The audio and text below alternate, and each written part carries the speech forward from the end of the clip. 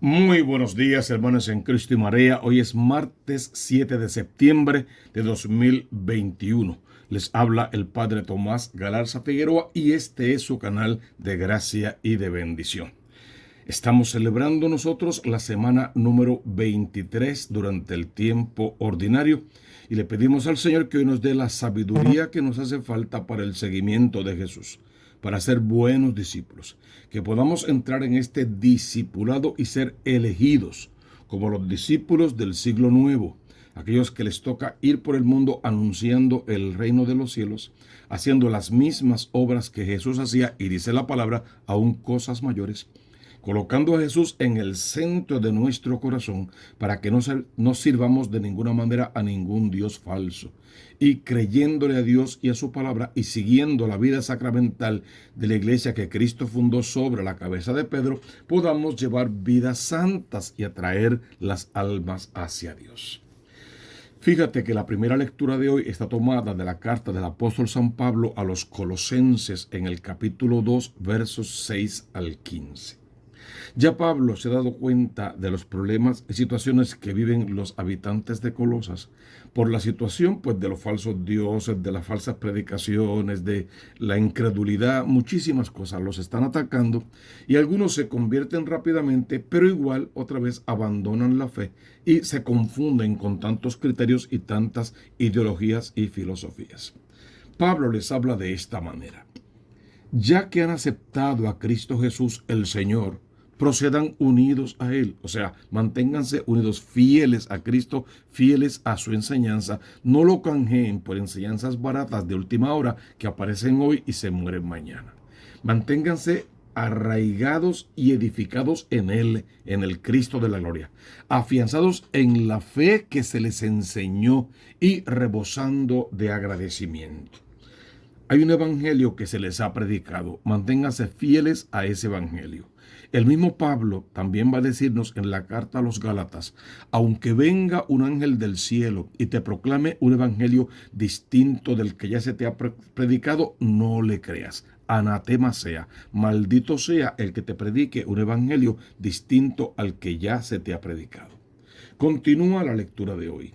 Cuidado con que nadie los envuelva con teorías y con vanas seducciones de traducción humana, fundadas en los elementos del mundo y no en Cristo. Esa frase se explica solo. Por eso Jesús mismo dice: vendrán falsos profetas disfrazados como corderos mansos, pero son lobos rapaces. A ti y a mí nos toca no permitir que nadie nos engañe.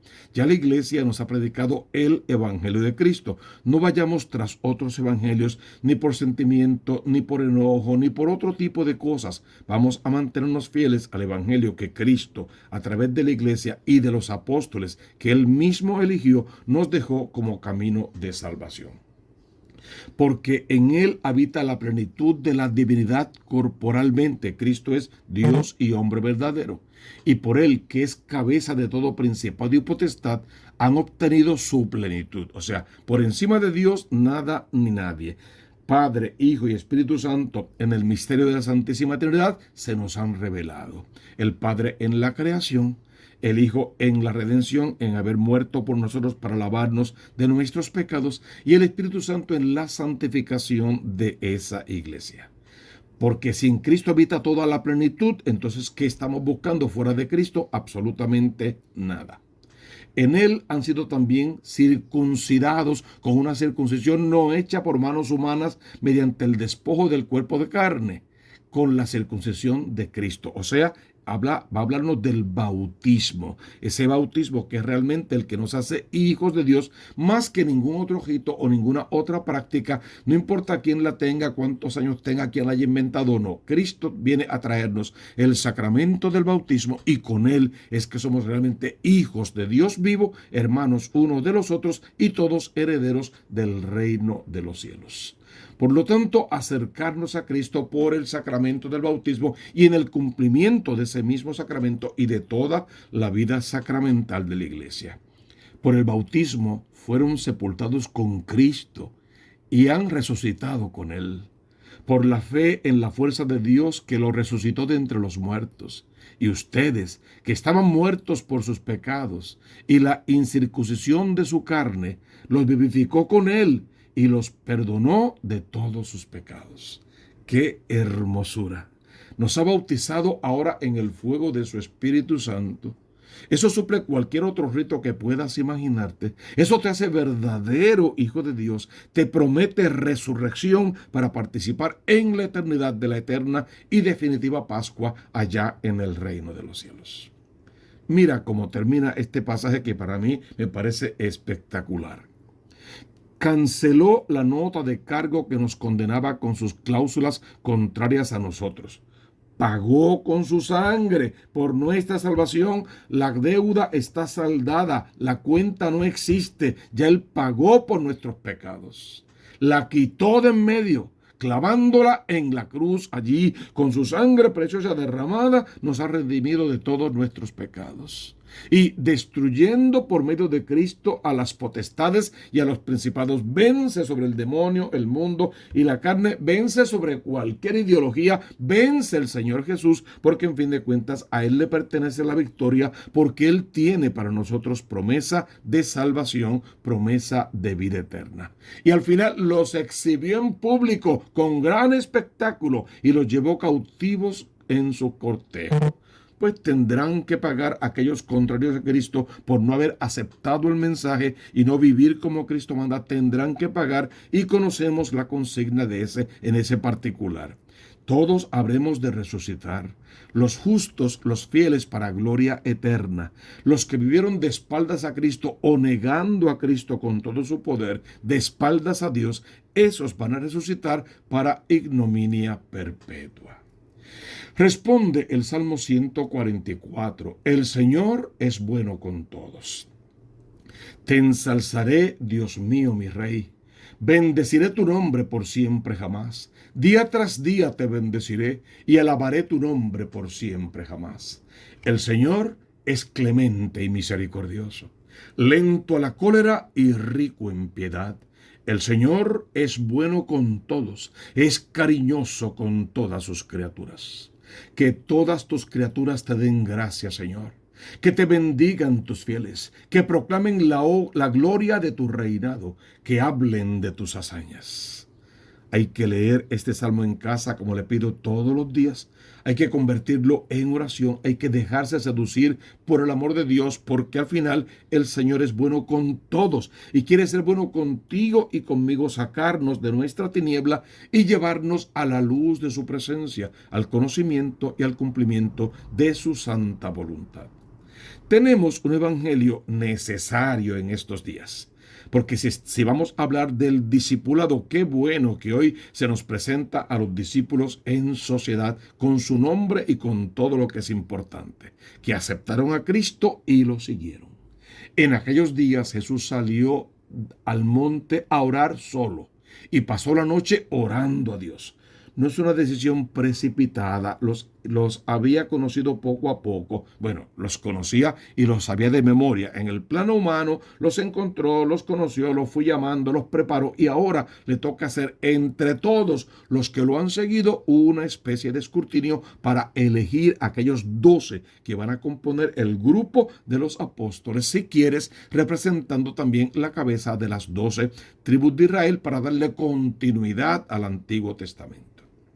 Cuando se hizo de día, después de que habló toda la noche con su Padre Dios y lo hizo desde la sabiduría divina, llamó a sus discípulos, escogió de entre ellos a 12, a los que también nombró apóstoles. El discípulo es el que aprende del maestro, el apóstol es aquel que lo sigue y continúa con su obra mesiánica. Simón, al que puso de nombre Pedro, y Andrés su hermano. Santiago, Juan, Felipe, Bartolomé, Mateo, Tomás, Santiago el de Alfeo, Simón, llamado el Celote, Judas el de Santiago y Judas Iscariote, que fue el traidor. Ese es el nombre real de los 12 apóstoles. De Pedro, ¿qué sabemos del apóstol San Pedro o de Simón Pedro? Bueno, sabemos que era de Betsaida, de fines del siglo I antes de Cristo, allá en Roma, y que es un nombre de relieve en la historia de la salvación. Es hijo de Jonás o Juan, renombrado por Jesús como Pedro. Fue uno de los discípulos más destacados de Jesús de Nazaret y considerado como el primer papa, porque a este fue que Jesús le dijo: tú eres Pedro, sobre esta piedra edifico mi iglesia. El apóstol Santiago el mayor, de Betsaida también, hijo de Zebedeo y Salomé y hermano de Juan. Este apóstol fue conocido como Santiago el Mayor para diferenciarlo de Santiago el Menor, otro de los 12 apóstoles. En la Biblia se alude habitualmente a él como Jacobo. Qué interesante esa historia. También el apóstol San Andrés, de Betsaida también.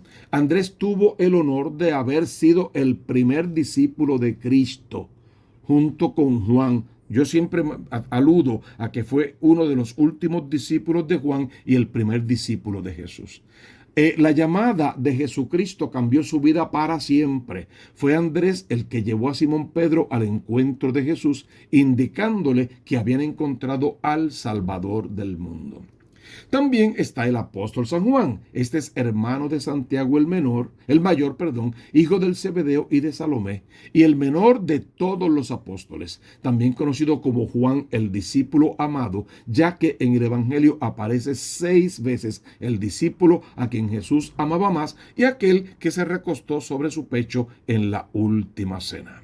El apóstol San Felipe. Felipe fue el 5º apóstol convocado y uno de los presentes cuando Juan el Bautista señaló por primera vez a Jesús como el Cordero de Dios que quita el pecado del mundo.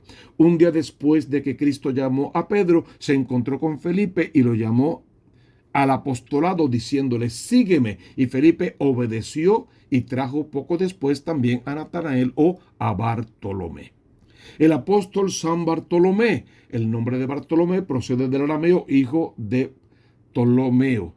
Bartolomé apareció siempre vinculado a Felipe y es conocido también como Natanael. Según el Evangelio de Juan, Natanael, más conocido como el rebelde, fue uno de los discípulos a los que Jesús se apareció en el mar de Tiberíades después de la resurrección. También el apóstol Santo Tomás Judas Tomás Dídimo, fue uno de los 12 apóstoles de Jesús. El nombre Tomás significa gemelo en arameo y Dídimo tiene la misma acepción en griego. Ese nombre un poquito raro, ¿verdad? Santo Tomás, apóstol judío y pescador de oficio, tuvo la bendición de seguir a Cristo, quien lo hizo apóstol, pero también este fue el hombre que en algún momento tuvo su dudilla por allí y dijo: hasta que yo no vea, yo no lo voy a creer. Y Jesús le contestó: dichosos los que creen sin haber visto. También está el apóstol San Mateo. Él es Mateo el evangelista. Él escribió uno de los evangelios, proviene del hebreo y significa don de Dios. A Mateo se le atribuye la autoría del primero de los evangelios llamados sinópticos, que son Mateos, Marcos y Lucas. Además de Mateo, también tenemos al apóstol Santiago el menor.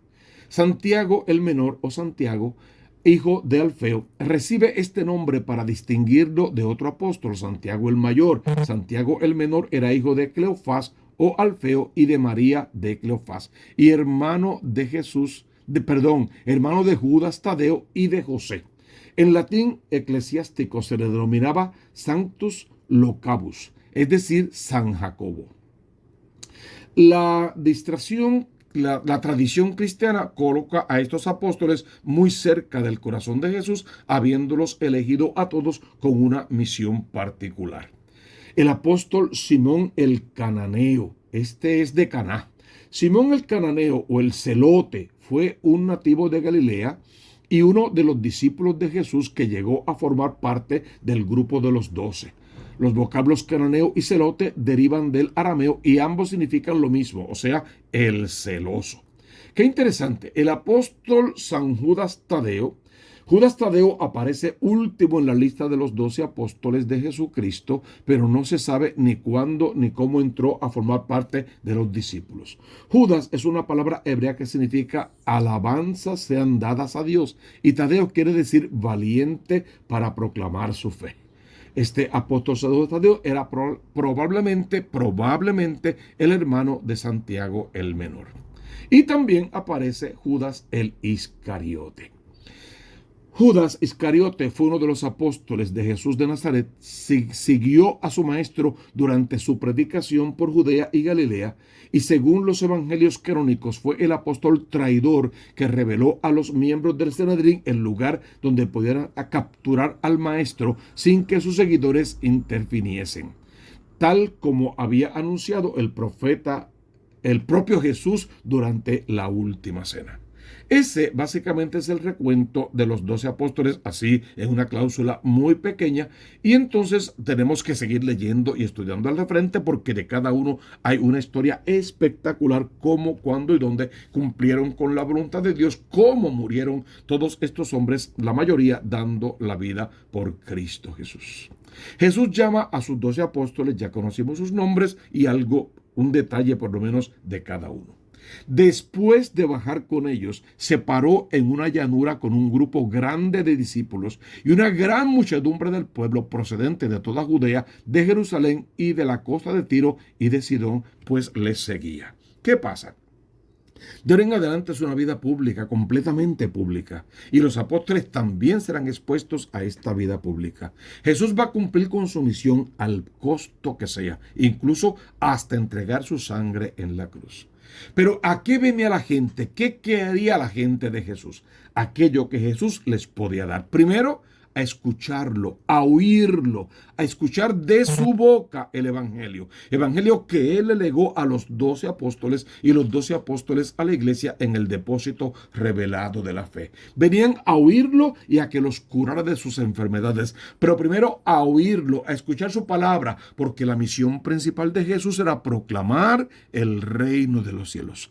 Como consecuencia de esa proclamación hubo muchas curaciones, muchos signos, muchos prodigios y muchos milagros, pero él no vino necesariamente a hacer esos milagros, ni a que se le conociera como un milagrero o un farandulero. Él vino a predicar el reino de los cielos, a establecer ese reino de los cielos, a establecer su iglesia a través de la cual podíamos alcanzar ese reino. Los atormentados por espíritus inmundos quedaban curados y toda la gente trataba de tocarlo porque salía de él una fuerza que los curaba a todos. Hermano, qué hermoso. Hasta hoy del sagrario sale esa misma fuerza. Cuando el católico práctico se arrodilla, se humilla, su corazón ante Dios, abre sus brazos en forma de cruz, le alaba, le adora, le bendice, le contempla vivo en el santísimo sacramento del altar y cree que de ese sagrario salen ríos de agua viva que inundan toda nuestra existencia. Volvamos a Jesús, regresemos al Maestro, busquemos su palabra, conozcamos su evangelio, proclamemos su grandeza y sus maravillas y su reino y trabajemos para salvarnos todos. Es un evangelio precioso donde se elige a los 12 y por ende eres elegido tú también para este discipulado nuevo que tanto el mundo necesita, porque tenemos que volver a mostrarle el rostro de Cristo vivo a una humanidad que insiste en vivir de espaldas a Dios, guiado por falsas ideologías y olvidando que la verdad solo se encuentra en Cristo Jesús. Vamos a colocar nuestra fe en Cristo, Cristo como centro de nuestra existencia y el hermano como el camino más corto a través del cual podemos llegar a Dios y alcanzar toda la misericordia infinita que Él tiene para nosotros. Es un día maravilloso. Vívelo completo en la presencia del amor de Dios y no dejes que nada ni nadie de este Dios te aparte. Porque al final tú conoces la consigna. Busca primero el reino de Dios con su justicia y todo lo demás vendrá por añadidura. Suscríbete a este canal Tomás Galarza Figueroa. Toca la campanita, por favor, así te llegan las nuevas notificaciones. Por favor, dale like, eso ayuda en la búsqueda de otros. Colócalo en todas tus redes sociales. Ayúdanos a evangelizar e invita a tus contactos para que también se suscriban. No olvides que tú eres el Hijo amado de Dios y esa altura es que tienes que vivir. Por eso, recibe desde lo alto su bendición en el nombre del Padre y del Hijo y del Espíritu Santo. Amén, amén y amén.